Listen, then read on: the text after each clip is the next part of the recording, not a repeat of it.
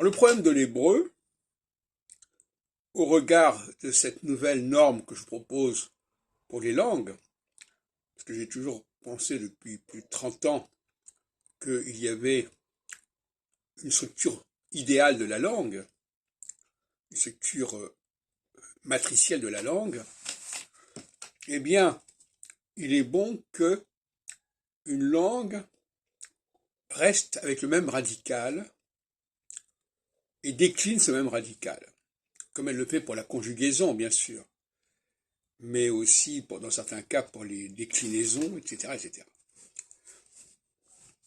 Il est évident qu'on ne va pas relier des mots entre eux parce qu'ils ont le même suffixe terminal.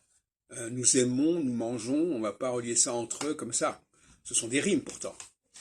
Et je prends le cas de l'hébreu, justement. On voit qu'il y a des interrogations. Ma, qui veut dire quoi? Mi, qui veut dire qui? Très bien.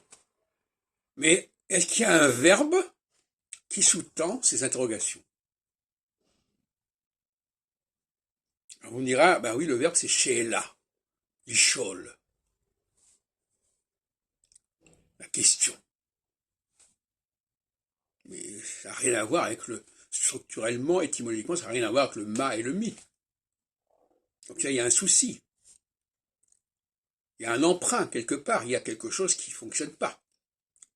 Qu'est-ce qui fait que d'un côté on a she'ela, on trouve d'ailleurs le même mot en arabe, sa'ala, même qu'on trouve min, ma, et de l'autre côté on a des formes ma, mi, qui n'ont pas de support verbal. C'est bizarre. Mais ce n'est pas un cas unique. On a le même problème en anglais.